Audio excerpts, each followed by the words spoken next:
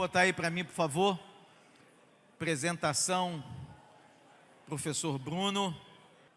Ele possui doutorado em teologia, mestrado em teologia, especialização em ensino religioso, graduação em teologia, graduação em história, graduação em filosofia, e ele é professor da Faculdade Vitória em Cristo, professor Bruno Albuquerque.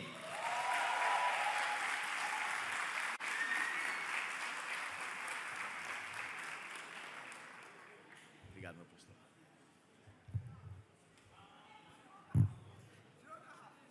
Vou ter que tirar uma aqui, né? Me ajuda aqui. Valeu. Essa.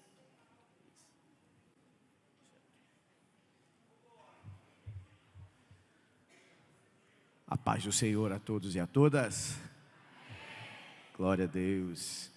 Fico muito feliz de poder estar aqui com vocês nessa maravilhosa reunião, nesse congresso em que temos a oportunidade de conhecer nossos alunos, alunas, estudantes da Faculdade Vitória em Cristo. É um prazer falar para vocês nesse fim de tarde. É um evento longo, são 7 professores palestrantes. Tenho aqui a honra de ser um deles, trabalhando nessa instituição para a glória de Deus e para a nossa edificação também. Na FVC nós ministramos a disciplina de filosofia no primeiro período, História do Cristianismo 1 no segundo período, História do Cristianismo 2 no terceiro período.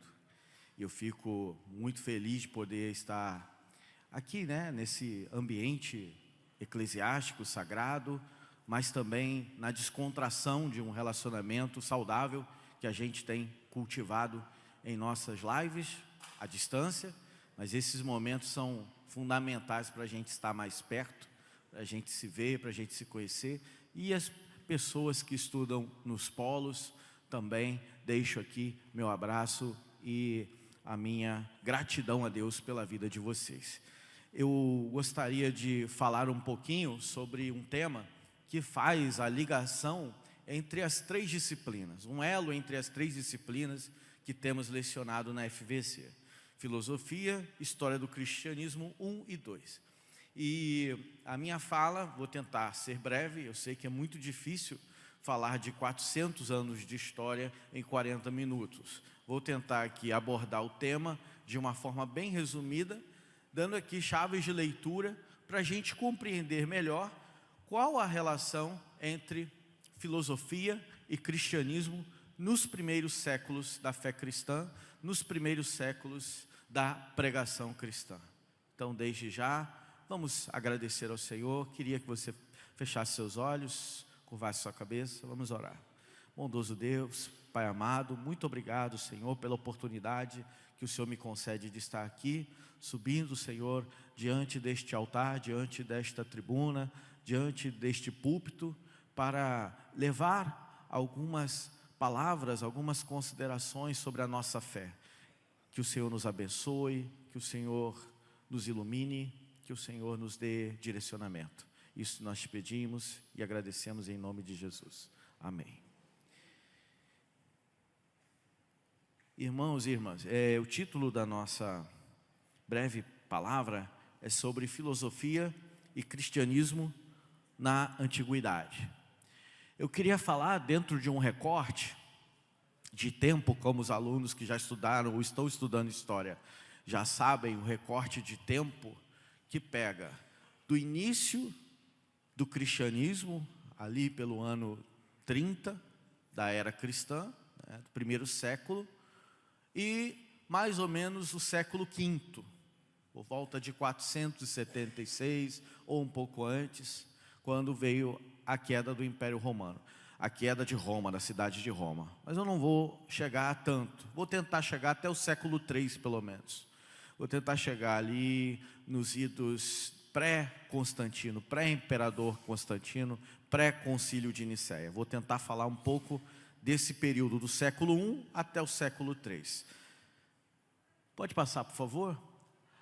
Tem um texto bíblico que se encontra em Atos, capítulo 17, um texto bem conhecido.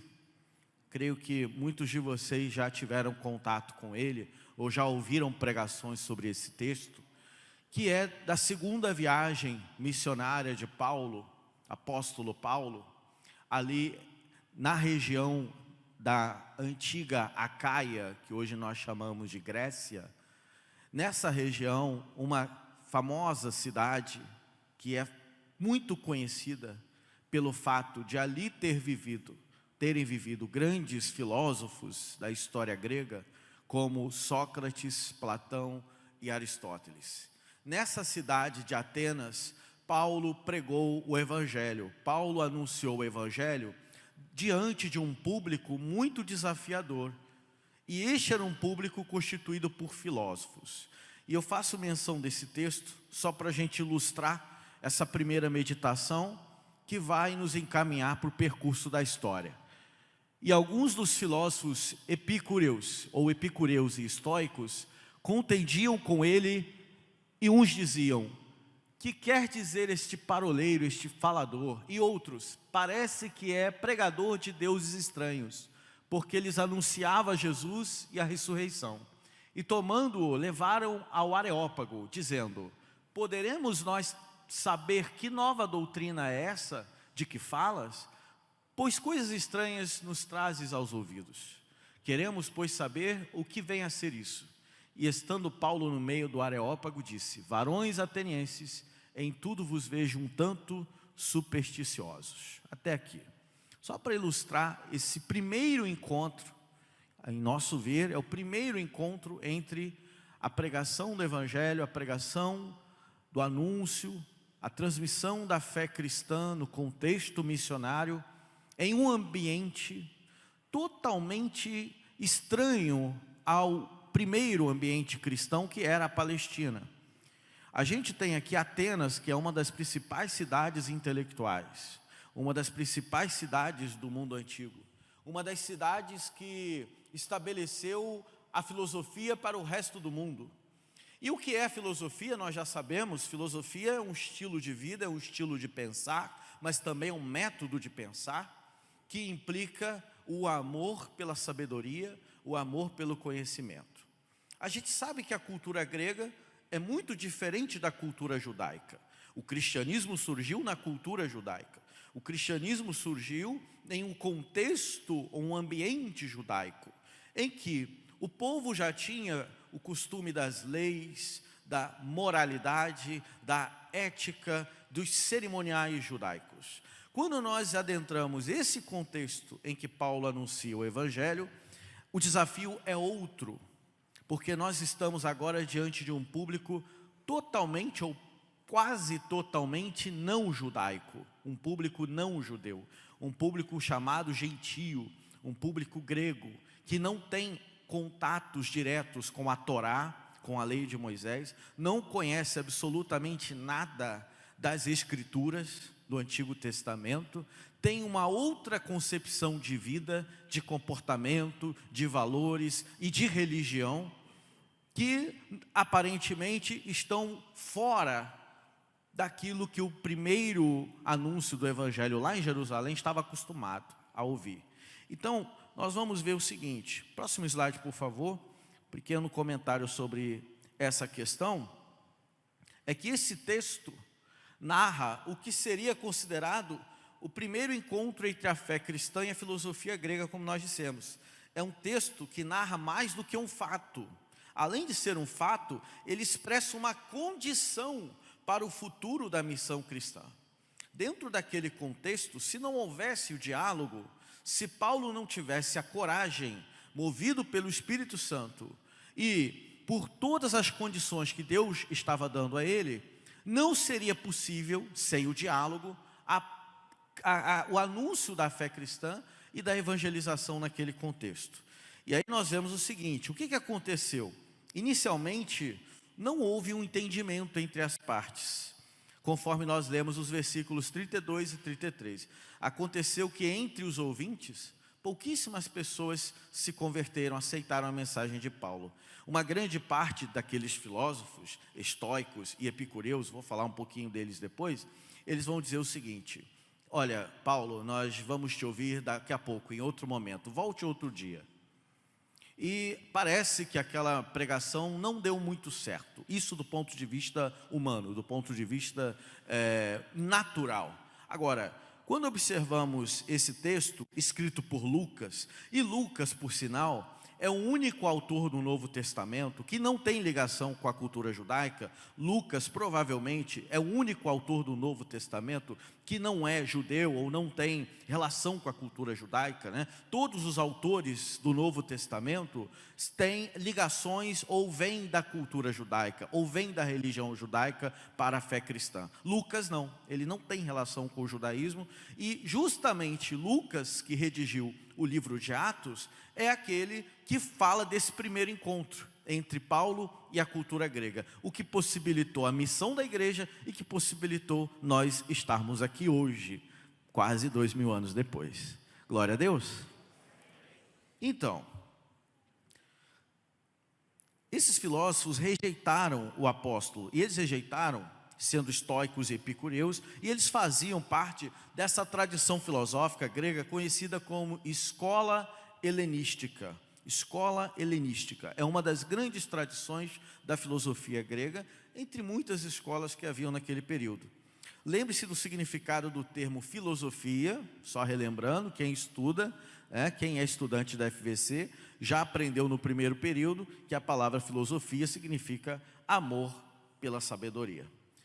Só relembrando no próximo slide, aquele mapa ali, que os alunos, estudantes já estão muito habituados nas nossas aulas, são várias aulas falando daquela geografia, que é muito importante a gente situar. O mundo do Mediterrâneo, as terras banhadas pelo mar Mediterrâneo, na Europa Oriental, uma parte da Ásia e um pedacinho da África, o norte da África, fazem parte desse contexto de escolas filosóficas, de tradições filosóficas gregas, que vão ser um grande desafio para os primeiros missionários cristãos.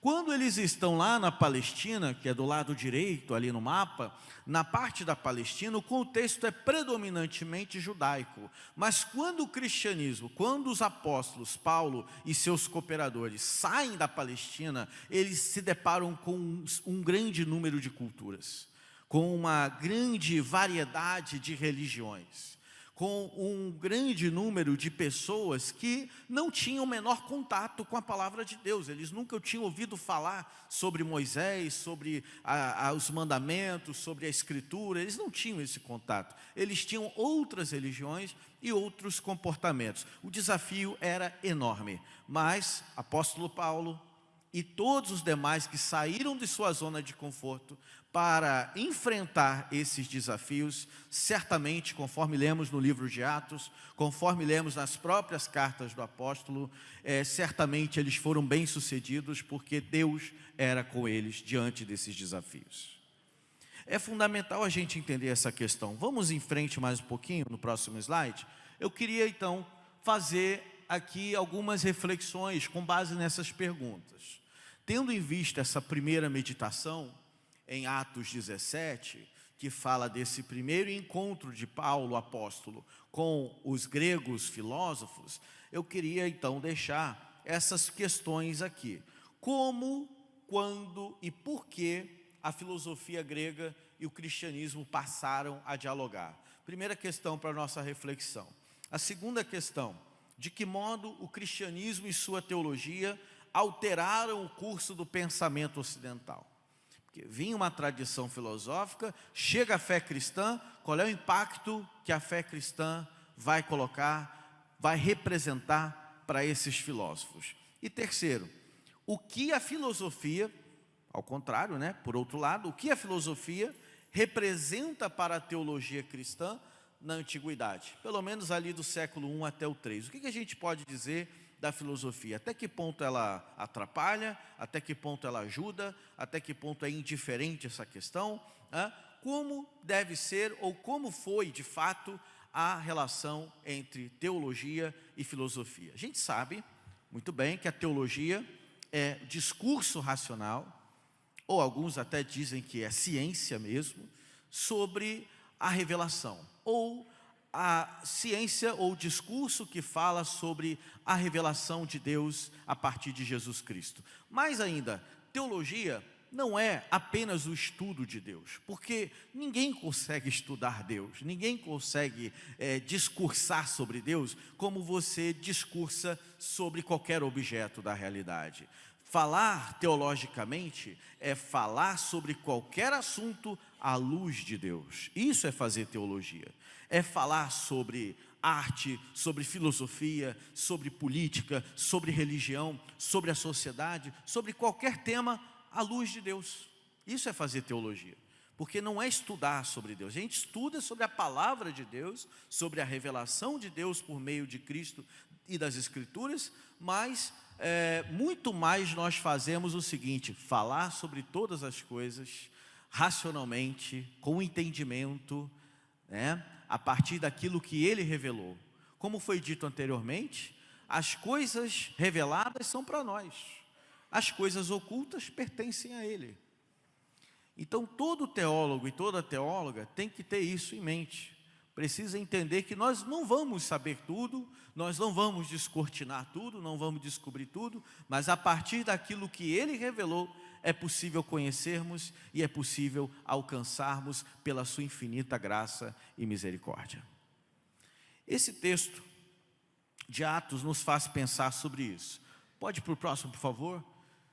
De fato, quando a gente fala em filosofia, a gente não encontra a filosofia grega na Bíblia hebraica. É inútil a gente tentar procurar esse tema na Bíblia hebraica. Nós não vamos encontrar. E nem nos textos clássicos da tradição judaica. A gente não vai conseguir encontrar esse tema da filosofia como uma defesa na Bíblia. A gente não vai ver a Bíblia defendendo a filosofia. A Bíblia não é um livro de filosofia. A Bíblia é o livro da fé, da nossa fé, a palavra de Deus. Então ela não é um livro de filosofia, não foi escrito para ensinar ciência, não foi escrito para ensinar filosofia. Ela foi escrita para revelar a vontade de Deus para a nossa vida. E para nós aprendermos com ela e sermos guiados por ela. Glória a Deus, amém?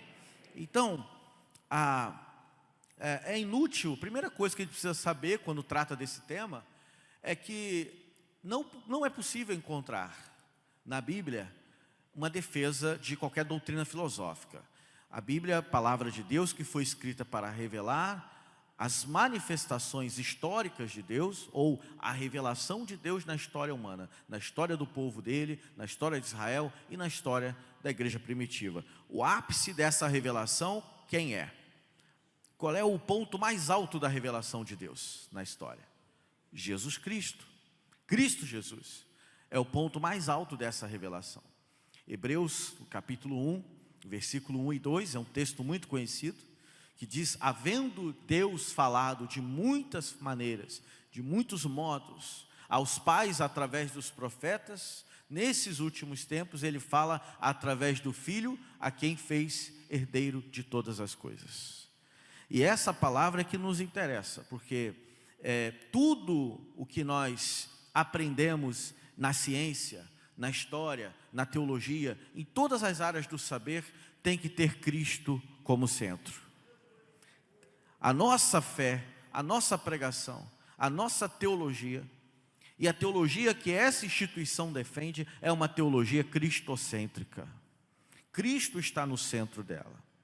Então, assim também pensavam os apóstolos, e assim também pensavam grande parte dos pregadores antigos da igreja e das lideranças.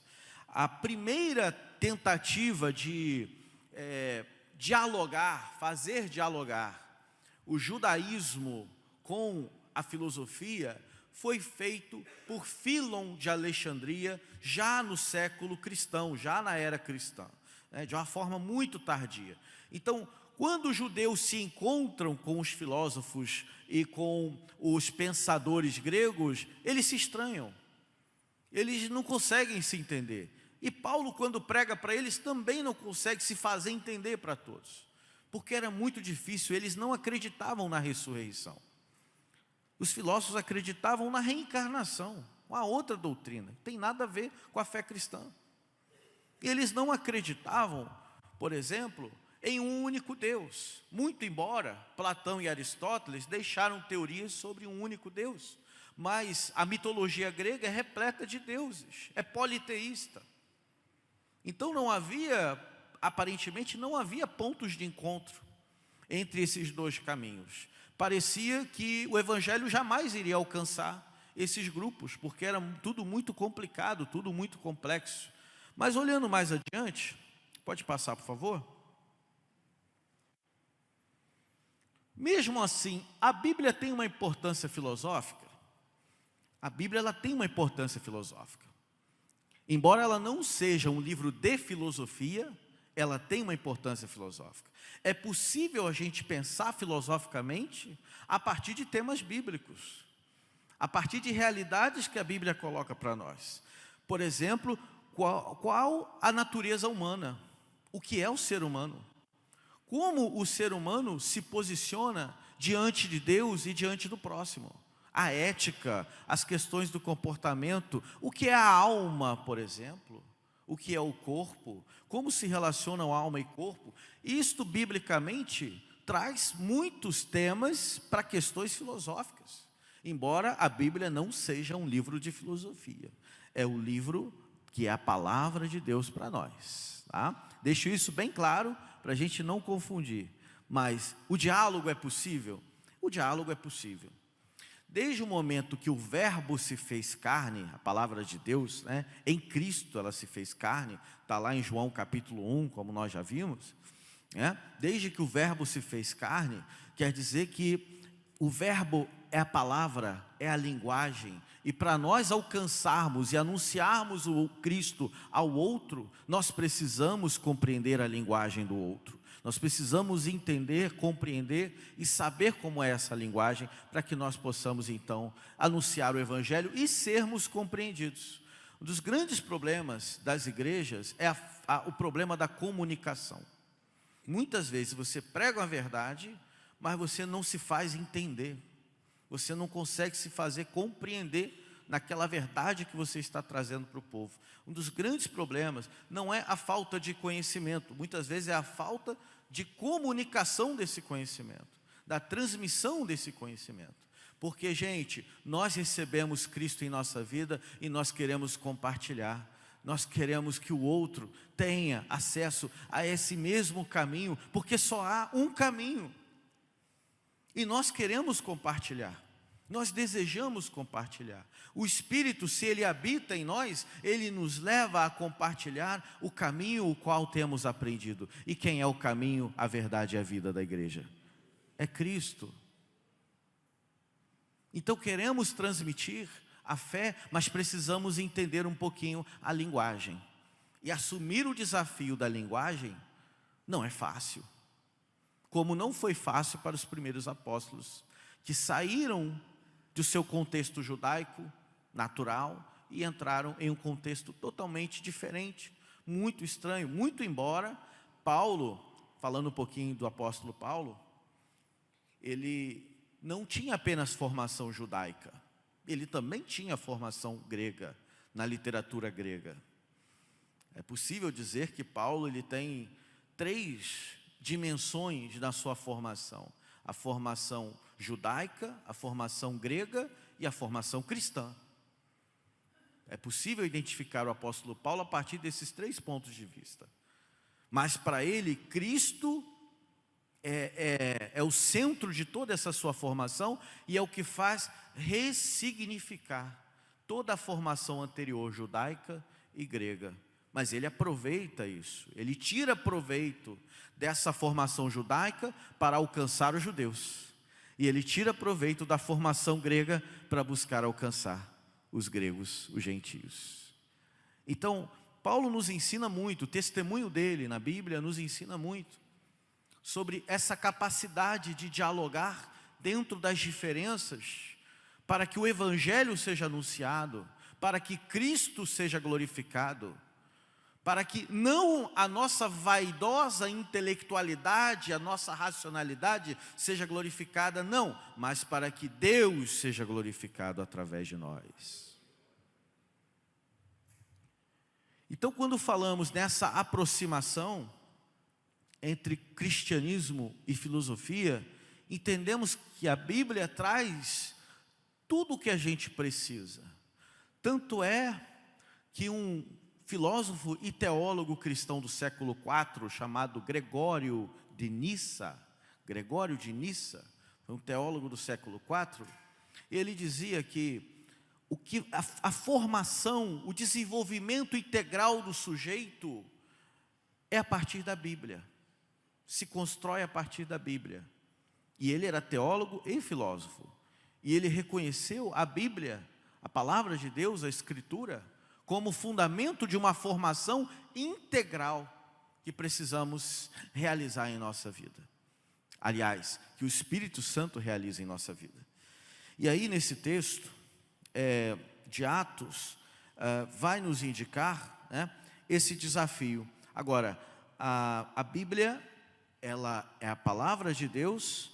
Cristo não se intitulou filósofo, né? Os evangelhos não são doutrinas filosóficas, mas são relatos teológicos, sempre a partir da fé. Mas a Bíblia trata de alguns temas que são de primeira ordem para a filosofia e pretende oferecer uma visão de contraste com a filosofia. Mais à frente a gente então vai perceber, pode passar, 3 atitudes que vão se articular na história da igreja. Essas 3 atitudes se referem à relação da fé com a filosofia. Todas as 3 atitudes têm a fé como um elemento fundamental. Alguns têm a atitude de filosofar na fé, crendo, sem alterar a sua condição de fé, a sua condição de crente. São pessoas que, a partir de sua própria fé, são capazes de pensar sobre essa fé, são pessoas capazes de se articular na sociedade a partir dessa fé.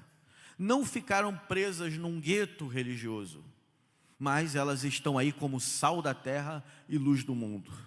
Deus nos deu o dom da fé, mas também nos deu o dom da razão.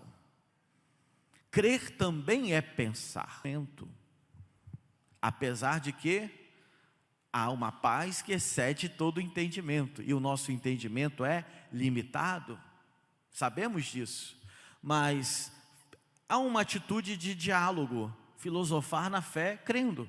Outros têm uma atitude de filosofar, distinguindo a fé e a racionalidade em seus limites, e outros tentam filosofar rejeitando a fé, e sobre esses eu não posso dizer, só Deus, né?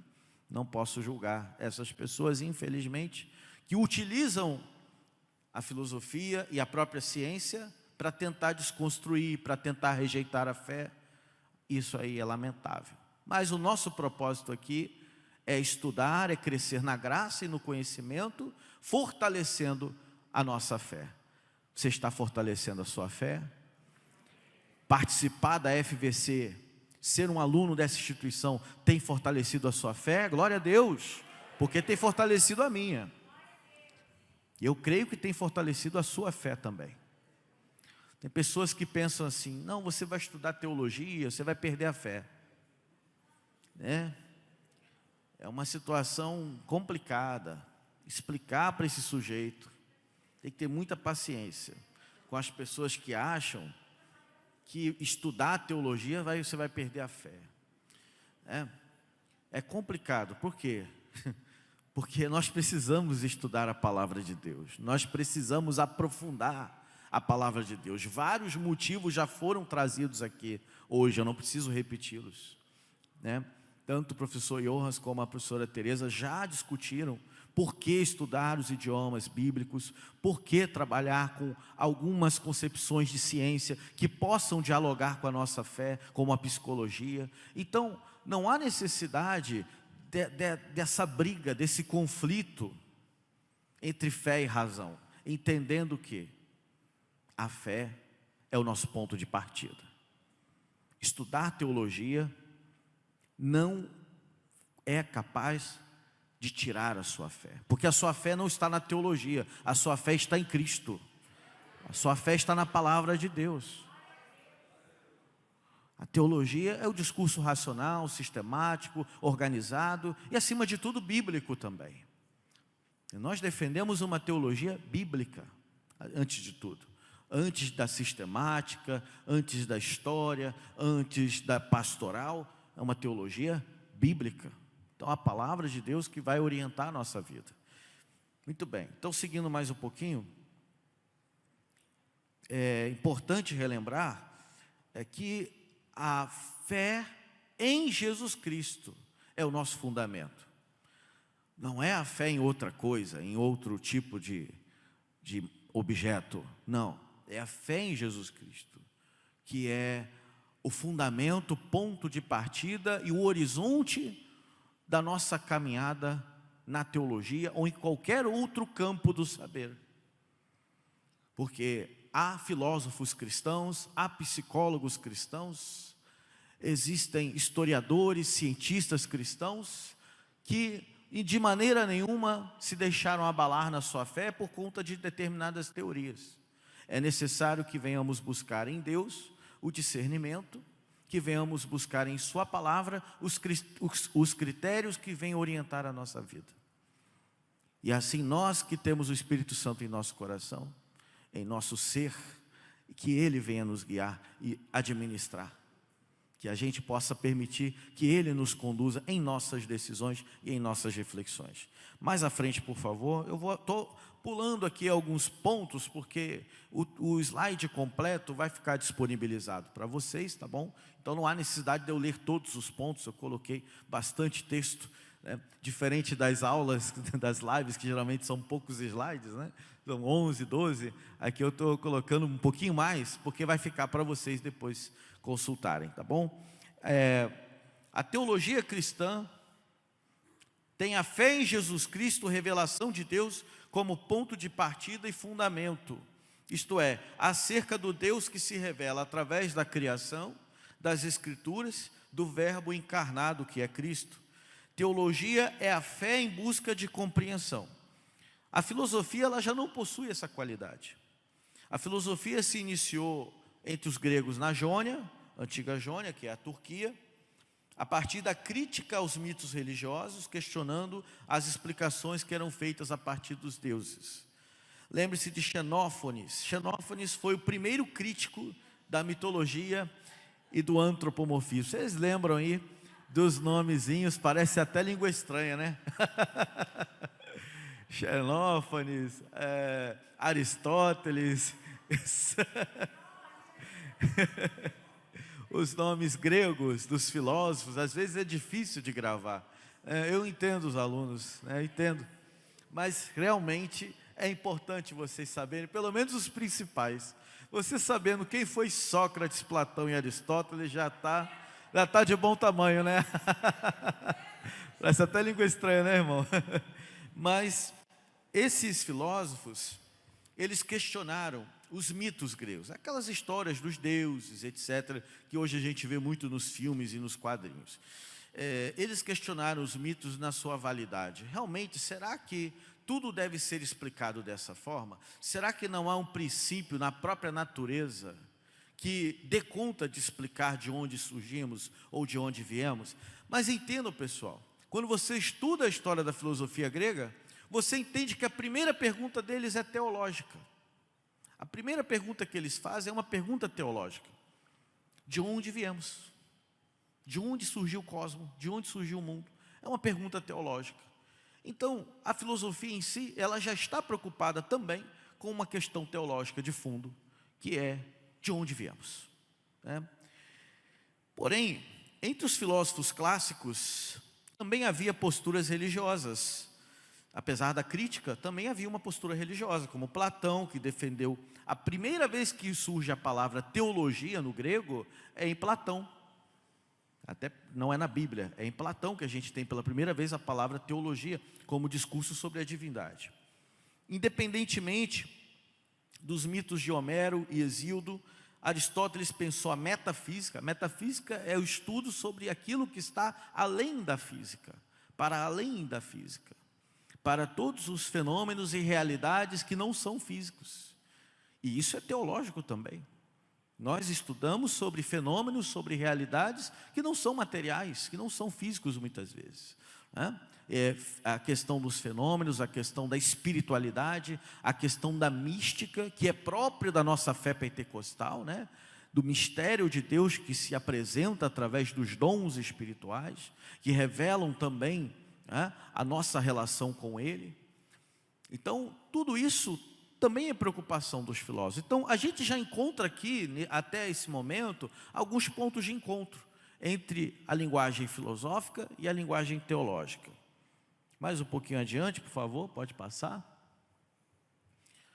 Voltando para a Bíblia, tem aqui dois grupos que já se mostravam abertos, ou já conhecedores da cultura grega.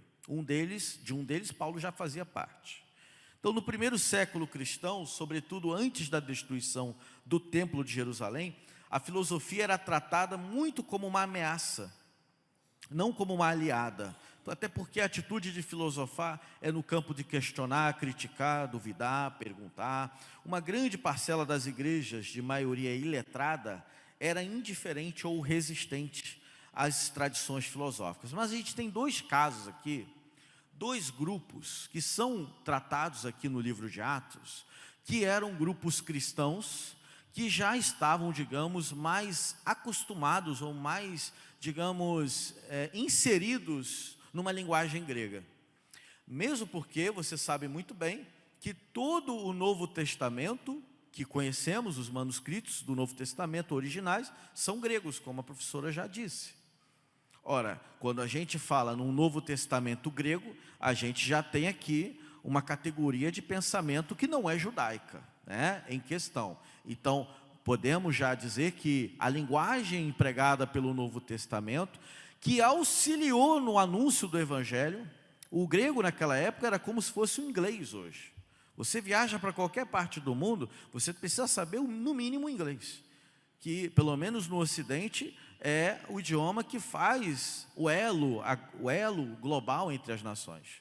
O grego era nos tempos de Jesus e dos apóstolos. Então, naturalmente, esse seria o idioma mais próprio, mais importante para apresentar os livros, para serem escritos, para serem redigidos os livros do Novo Testamento.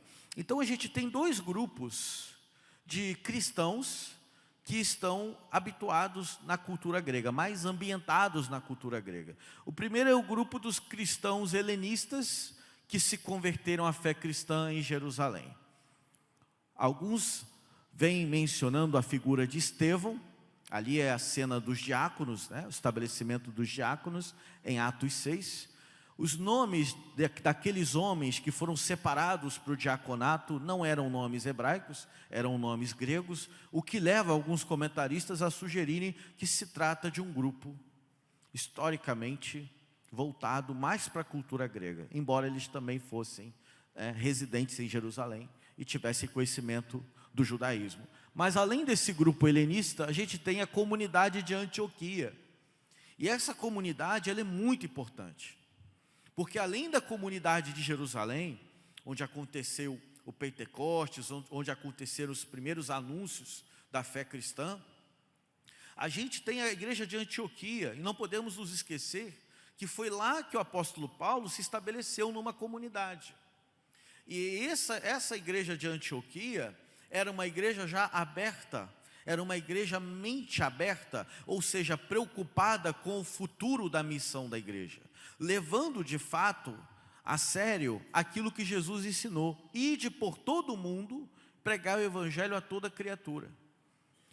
Eles entenderam que o evangelho não é exclusividade do povo judeu, que Deus não tem mais um povo exclusivo, eleito do ponto de vista racial ou étnico, mas que Ele veio para todos e Ele quer salvar a todos. Que não há mais a distinção entre homem e mulher, ou entre judeu e grego, ou entre servo e livre, porque todos são um em Cristo Jesus, como diz o apóstolo em Gálatas 3:28. A igreja de Antioquia provavelmente foi uma das primeiras a entender isso. E é justamente de lá que foram enviados 2 grandes missionários da igreja primitiva. Um deles se chama Barnabé e o segundo se chama Saulo ou Paulo de Tarso. Então, se hoje nós estamos aqui, e aí eu vou traçar algumas linhas aqui para acelerar, por causa do horário, já está 10. Valeu, pastor. Já estou aqui na berlinda já. Obrigado, pastor. Tudo bem. Tudo bem. Obedece quem tem juízo, né? Então vamos lá. É importante ressaltar que a igreja de Antioquia, ela tinha uma... Pode passar o próximo slide, por favor. Ah, já está aí, isso. A igreja de Antioquia, ela tinha essa característica aberta, uma igreja que entendeu que Cristo não veio apenas para o povo judeu. Cristo não veio apenas salvar os judeus, embora fosse a sua prioridade, mas não era exclusividade. Ele veio às ovelhas perdidas da casa de Israel. Mas tem um texto em João capítulo 1, que diz que veio para o que era seu, mas os seus não receberam. Mas a todos quantos receberam, deu-lhes o poder de serem filhos de Deus. E aí a gente entende a importância teológicos que vão acontecer nos séculos seguintes, a importância da cultura, da filosofia grega, para quê? Para tornar a mensagem do Evangelho acessível a um número maior de pessoas. Porque se eles continuassem nas linguagens judaicas, eles só iam continuar pregando para judeu a vida inteira. E não iriam alcançar os romanos, os africanos, os gregos, os bárbaros, entre outras nações, porque o dia de Pentecostes já dá a amostra disso. Ali tinha pessoas, no dia de Pentecostes, em Atos 2, de diversas nacionalidades, e as maravilhas de Deus foram anunciadas para todas as nações ali representadas. Ali manifesta a ação do Espírito, que é universal, pluriversal, para todos os povos. E é por isso que nós estamos aqui hoje. Porque foi um processo iniciado lá atrás, através do helenismo, que mostra essa questão da linguagem, das categorias da linguagem, que são fundamentais para o entendimento da mensagem. Pode passar, vou passando alguns slides agora rapidamente. Alguns exemplos da influência helênica sobre os primeiros livros cristãos, formas literárias, tudo isso que a gente tem no Novo Testamento tem relação com a literatura grega no sentido da forma e também no sentido de linguagens, né? Formas literárias, a formalidade dos Atos, um tipo de literatura que a gente vê em Atos dos Apóstolos e outros livros de Atos que não chegaram a ser reconhecidos como inspirados. O sermão como uma modificação da diatribe e da dialexis, que é a dialética, que é a arte do diálogo, a arte da argumentação. Isso nós vemos muito nas epístolas de Paulo, né? A epístola de Tiago traz alguns termos interessantes da cultura grega, como o curso da natureza. Paulo cita poetas gregos como Arato, naquele verso, pois também somos sua geração.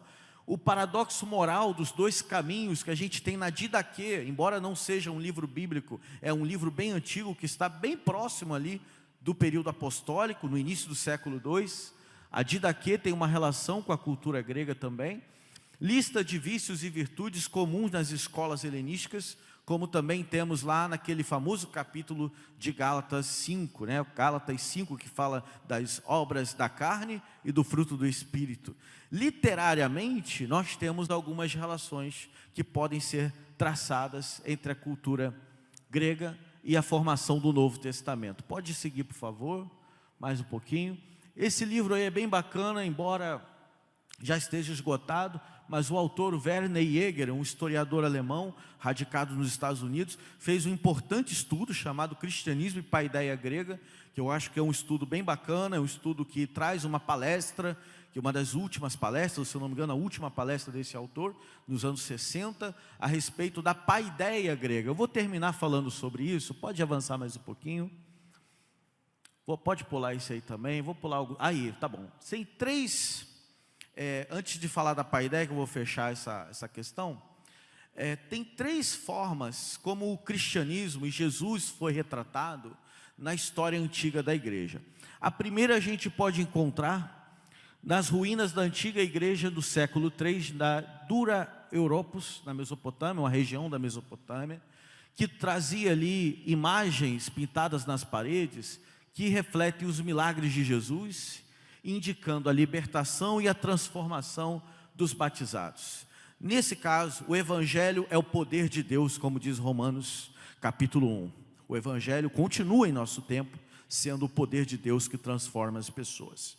Essa é a primeira imagem que temos a respeito de Cristo e de sua obra. A segunda imagem, pode passar um pouquinho, vem com Justino Mártir, foi um teólogo do século II, que percebeu o seguinte: a filosofia, ela tem seu papel, ela tem sua importância, porque é como se Deus estivesse, através dela, preparando o caminho para Cristo vir ao mundo.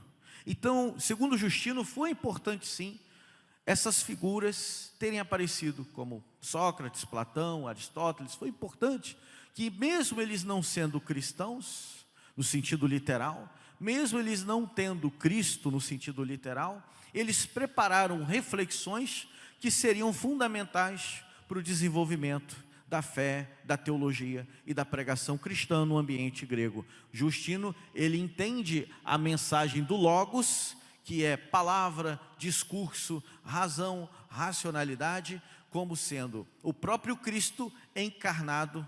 Ele é o Logos de Deus, ele é o Verbo de Deus. Cristo é o Logos de Deus encarnado, como diz o Evangelho de João. E a terceira imagem que nós temos, pode passar por favor, ela vem com Tertuliano, que fala do sacrifício do Cordeiro. Então a primeira imagem, Cristo que faz milagres, o bom pastor que cuida das ovelhas, o bom e belo pastor que dá a vida pelas ovelhas, através dos milagres, através do cuidado. A segunda imagem é do mestre, daquele que é a culminância, é o mais importante de todos os mestres, é o mestre dos mestres, superior a Platão e a Aristóteles. E a terceira imagem é do sacrifício. Pode passar, por favor. O pastor, o mestre, com o livro na mão, e o cordeiro sacrificado. Estas três imagens foram as principais do ponto de vista de alguns historiadores, como o que eu cito ali, o Irving e o Sandquist, na história do movimento cristão mundial. São três imagens fundamentais que falam da transmissão da fé cristã. Como Cristo foi retratado? Através dos milagres, do poder, que seria uma espécie de proto-pentecostalismo, o pentecostalismo antigo, o movimento pentecostal no início da igreja. O segundo ponto, a segunda imagem, é o Cristo mestre, que ensina e dialoga e apresenta o Evangelho através dos seus pregadores, entre os filósofos e críticos da fé cristã. E o terceira imagem, que é do Cordeiro sacrificado, que morreu em meu e em seu lugar. Estas três imagens contribuíram para que estivéssemos aqui hoje como igreja, celebrando o nome dele e anunciando o Evangelho. Não nos tornamos religião de museu, como a religião dos gregos. Nós estamos aqui anunciando o mesmo Cristo, a mesma palavra há tanto tempo, e isso é fruto do poder de Deus pelo Espírito, mas também é fruto dos esforços intelectuais, físicos, psíquicos que foram empregados numa sociedade difícil e complexa, que são as sociedades do Império Romano. Pode pular para o finalzinho agora, vou terminar. Pode seguir mais um pouquinho. Tudo isso aí vocês depois veem aqui, paideia. A paideia é um conceito grego que fala do desenvolvimento integral do sujeito, do ser humano. E segundo Gregório de Nissa, como eu disse no início da palestra, é o seguinte: por onde ou em que lugar, ou a partir de onde nós podemos encontrar esse desenvolvimento intelectual? Esse desenvolvimento não vem pela filosofia pura, pela razão pura, ele não vem por uma religião mística esotérica. Este desenvolvimento também não vem pela pena dos cientistas, sozinhos. Esse desenvolvimento humano integral vem pela palavra de Deus. É na palavra de Deus, segundo Gregório de Nissa, que temos a paideia, a verdadeira paideia, o verdadeiro desenvolvimento, a verdadeira educação em todos os níveis e áreas da nossa vida. É pela palavra de Deus. Resumindo, a Bíblia não é um livro de filosofia, não é um livro escrito para ensinar filosofia, mas ela nos ensina a dialogar, a anunciar o Evangelho, mesmo em meio aos filósofos, mesmo em meio aos críticos, mesmo em meio aos intelectuais. A palavra de Deus deve ser tudo na nossa vida. Pode caminhar para o final. Alguns exemplos de aproximação: Clemente, apologistas, alexandrinos, capadócios. Estude comigo, estude com a gente na FVC, nas disciplinas de filosofia, de história do cristianismo, e aí a gente vai ver mais, tá bom? Glória a Deus. Vamos passar para o finalzinho, só para agradecer. Pode ir para o último slide, por favor. Muita coisa, eu preparei tanta coisa. Muito obrigado, que Deus abençoe vocês. Valeu, pastor Isaías. Muito obrigado. Aleluia. Pode ser melhor esse aplauso, hein? Quero agradecer ao professor Bruno. O professor Bruno é chapa quente, irmão. Quem é aluno dele sabe. Quem é aluno dele sabe. Tá aqui, ó, certificado pela Faculdade Vitória em Cristo, que o professor Bruno da Silveira Albuquerque participou do primeiro Congresso de Teologia FVC, ministrando a palestra Filosofia e Cristianismo na Antiguidade.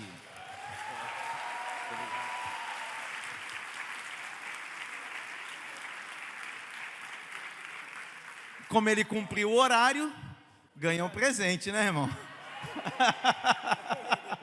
Professor gosta de livro. Olha lá, ó.